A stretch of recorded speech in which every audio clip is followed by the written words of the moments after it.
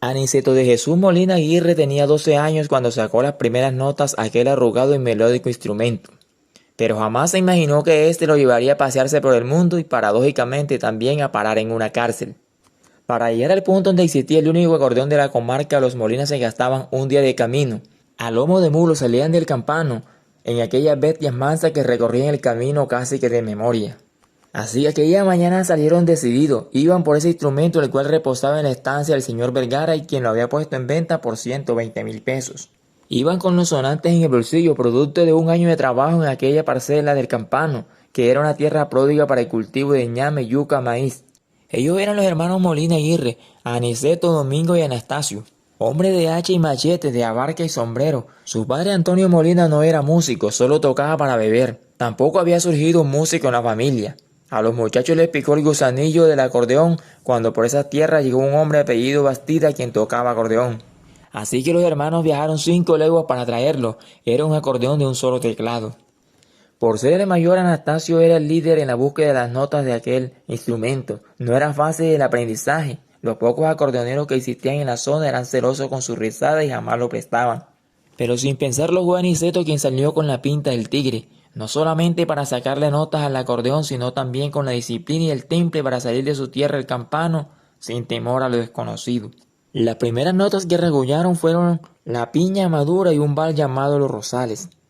La historia de Aniceto da saltos en el tiempo. De su madre heredó la disciplina y la rigurosidad de una hormiga arriera, cual Úrsulo Iguarán que recorría la casa de memoria. Por eso Aniceto no lo pensó 2 veces cuando a su terruño llegó el negro Víctor Caicedo en busca de un acordeonero. El cantante Caicedo iba por su hermano Anastasio, quien era famoso. El conjunto era conocido como Anastasio y sus hermanos, o Anastasio y su conjunto. Sin embargo, este le dijo que no podía viajar porque tenía un niño muy pequeño y que quien sí se iba era Aniceto. De inmediato fueron a hablar con su padre. Este le concedió el permiso para tocar únicamente en las fiestas de Cotorra. Allí sería su primera gira al lado de Caicedo. Pero esto no paró allí. Después de terminada la fiesta, con el dinero que recogieron, se fueron para Cartagena con la ilusión de grabar un disco. La disquera les dijo que no, y Aniceto se sintió traicionado por Caicedo y un poco triste. Sin embargo, este lo animó y le dijo entonces que arrancaran para Barranquilla. Entonces, tocando ese acordeón, recolectaron dinero.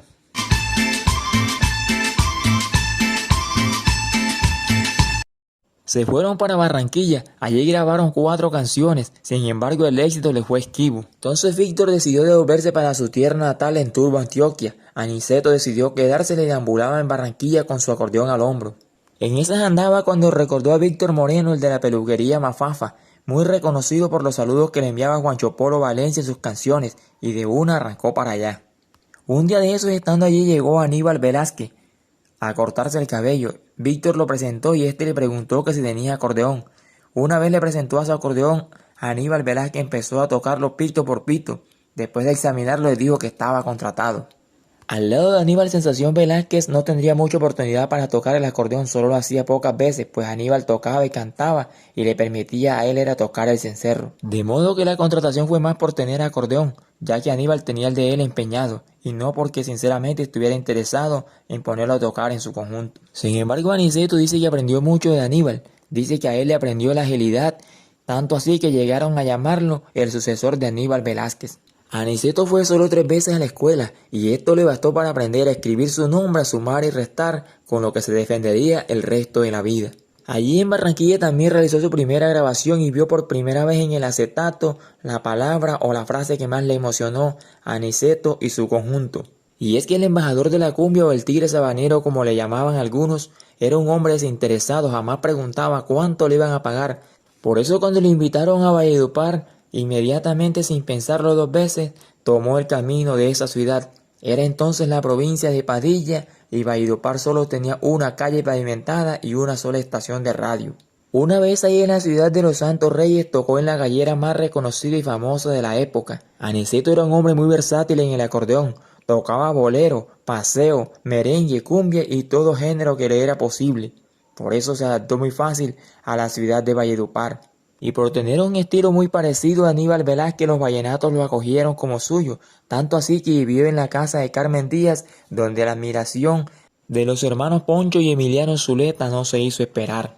En Valledupar dice tenía trabajo de sobra, tocaba para las familias aristocráticas y a los jóvenes que venían de vacaciones de la capital. Por eso cuando la casa disquera le dijo para grabar nuevamente, él dijo estar muy ocupado. Se convirtió entonces en el hombre que primero grabó en esta ciudad y hizo trasladar un estudio hasta Valledupar para así grabar sus canciones. Cuando la fama empezaba a acariciarlo en esta ciudad, donde el vallenato apenas estaba empezando y donde el acordeón todavía no había compenetrado muy bien entre los habitantes de esta población, apareció un día un hombre en una camioneta Ranger diciendo que quería un cantante y acordeonero para llevarlo por Venezuela. Había ido en busca de Aníbal Velázquez, pero este no pudo ir, y al decirle que el sucesor estaba en Valledupar, llegó hasta allá a buscarlo.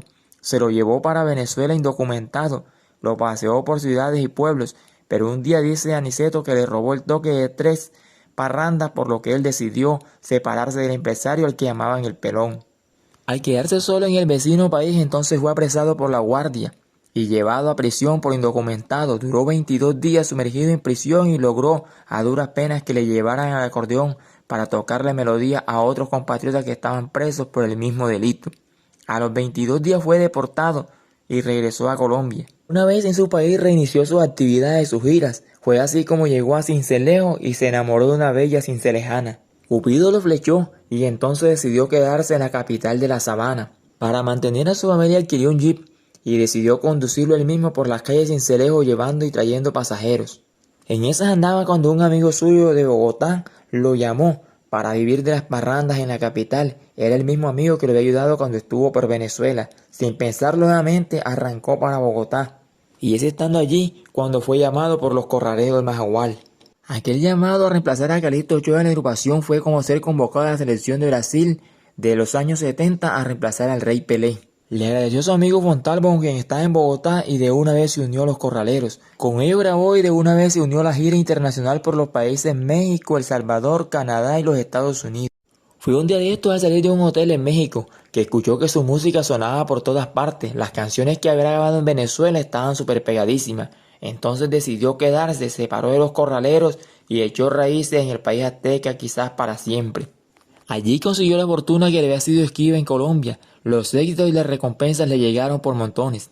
Aunque su sueño siempre fue volver a Colombia haciendo un recorrido por Centroamérica hasta llegar a la Plaza Majagual, esto nunca se cumplió. En abril de 2015 falleció en San Antonio, Texas, y su historia quedó grabada para siempre.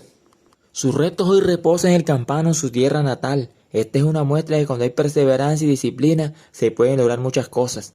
Sobre todo, si igual que Aniceto no preguntamos cuánto nos van a pagar y si nos arriesgamos a irnos sin pensarlo 2 veces. Aprovecho para mandarle un saludo a José Pepe Carrillo en México, un seguidor de Adonis TV y fans de Aniceto Molina. Ustedes no olviden dar like y compartir, y muchas gracias por ver este video.